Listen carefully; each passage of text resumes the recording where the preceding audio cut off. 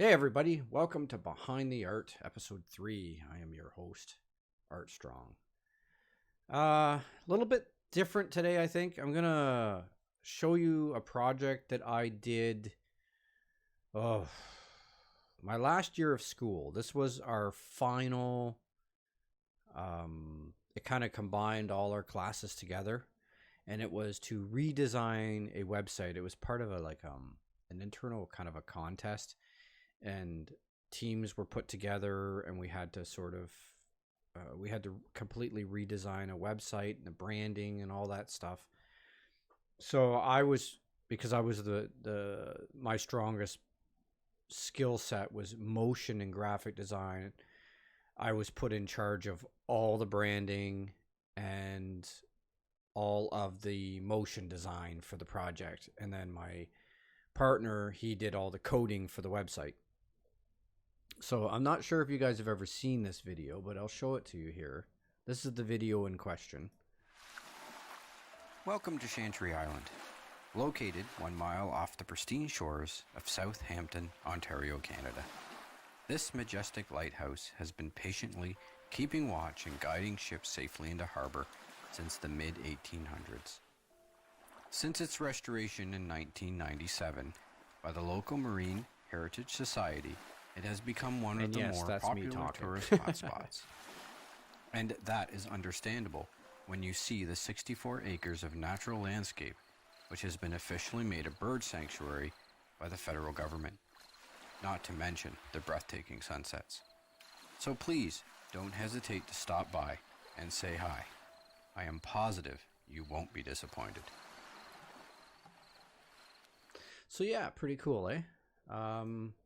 I wanted to show you kind of a behind the scenes on how I made all that.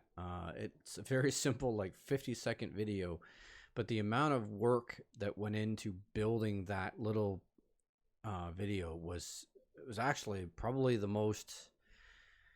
The only other project I can think of at school that might have been a little bit more work was the HBO project, and I'll show you guys that one later. But that one was really, really involved. But yeah. And keep in mind, I was still a student this time. There's probably 1,000 ways I could do the things that I did differently to save myself time and a lot of effort. But let's get on to, let me show you what the page, I was also, because I was the designer, I was also responsible for coming up with the mock-ups for the site. So this is what we decided design-wise we wanted the site to look like. So like all these graphics are stuff that I did. The banner was mine as well. I don't think we had to do the logo. I think we touched it up, but I don't think we had to do much to it. This banner, I don't even have the link to this anymore. I think it was taken down because we had to use our own personal website or web space. But this banner, actually, depending on the time of day, would actually switch from this banner to a night banner. It was actually a really neat little thing that we did. I can't even remember what we placed, to be honest. I know the people that won it, their site, it was okay, but it didn't have anything innovative, if I remember correctly. This is going back like 3-4 years now anyway. But yeah, that's basically what the site looked like in its different iterations. Now I want to show you, let's show you the cinema part of it first. So this is the part that I had to render, and for some reason this video isn't showing up, and I have no idea why, but there should be a video in here as well. But this is 1,500 frames. This took I want to say 22 hours to render on the machine I'm on right now, and it's not a cheap machine. It's 8 core, 32 gigs of RAM, and the video card's old, but back then, 3 years ago, it was a decent video card. Yeah, 22 hours it took for this thing to render. But if I go through here slowly, you see that the lighthouse, it actually turns. The light turns. All the trees are animated. But yeah, just this part took 22 hours to render. It was incredible. And then the moon comes in at the end. Yeah, all the textures are gone. Most of them are gone for some reason, and I don't know why, because I haven't moved any of the files. Cinema is weird that way, so I'm going to close that because it's taking power. Okay, and here is the... So once I rounded out this file, okay, this is all transparent background. And then I put in solid background for, you know, to have something up against it. Here's my voice file. And then this is the beach. It's just a video in the background, right? That runs with it. And then there's this, it turns into a sunset. It took me a while to find this video, but once I found it, it was really cool. And then it fades away, goes dark, and then I have stars in the background, and then the moon comes into frame. Yeah, it's really cool. And right about, let's see. It has become one of the more popular tourist hotspots, and that is understandable when you see the 64 acres of natural land. Right about there is where the crickets come in. But yeah, I mean, and then you got the flock of birds. These are just some birds that I made one bird, and then I made a bunch of them, and then I kind of, I'm not even sure. That's a comp, right? I'm not even sure I can, yeah. So you can see how they're all fluttering together. And I think, yeah, all their positions are, yeah. So his wings, I animated his wings to flap. Yeah, you can see his wings are flapping. And then once I made that, I made copies of him. So there's a bunch of them in here. And then I randomized their positions so that they would fly in a flock. The lighthouse, like I said, all this is rendered out in Cinema, including the screen.